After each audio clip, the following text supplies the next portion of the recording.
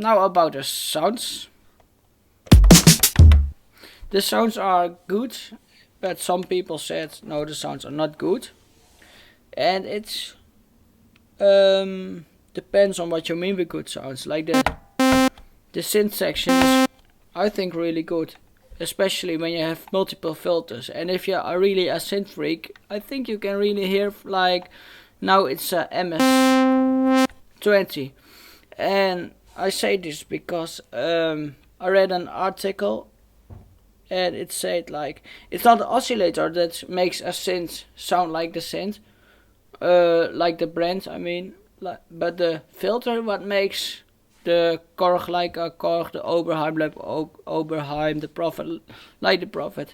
So that's really cool. And if you think about it, you get really much value for the money. Sure, there are people who say no, it's not the real thing, it's imitation, but I think you get pretty close. So the synth section is really good, but somewhat limited on editing side.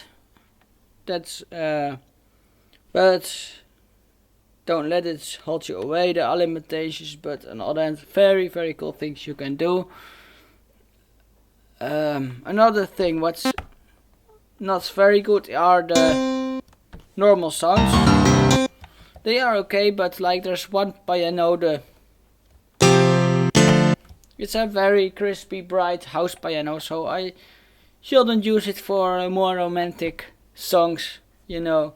And then there is this one is really good. Oh, the EP, and then there is an organ, just brass, 2 saxes, and just 1 string section. So all the sounds are usable, but usable in the sense like all the other percussion sounds. Tweak them and play with them, and then you get really cool things. Another thing about the sounds, I think it really depends on the style you make. As you see in a lot of videos, I do some tech house, techno stuff.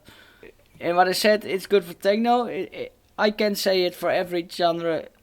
It really depends on your skills, and that's my next. That's really important. Electribe 2 makes it easy to make music, but it doesn't mean it's easy to make good music. And what I mean is, like the tools are easy laid out, and it doesn't have much distractions. Like I always choose the example of Logic Pro with like 4 or maybe 5 different, or maybe more, 6 reverbs alone. So you want to say, you want a reverb, what shall I choose? And in these reverbs are also millions of presets, and this is just, a reverb, hall reverb. This long, this some shorter, so just 3 reverbs for, that's all, no distraction.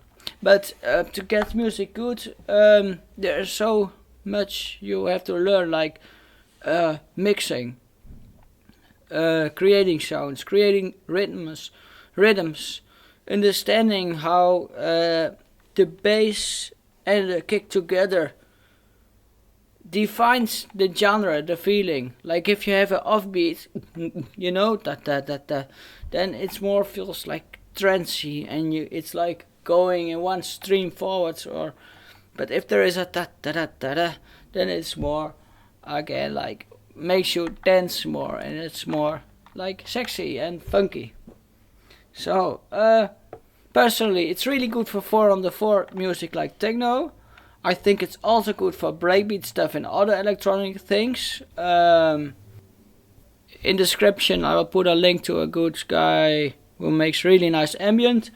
Mr. Abishi proved, at least with a sampler, to make good breakbeat, weird stuff, really good spacey stuff. And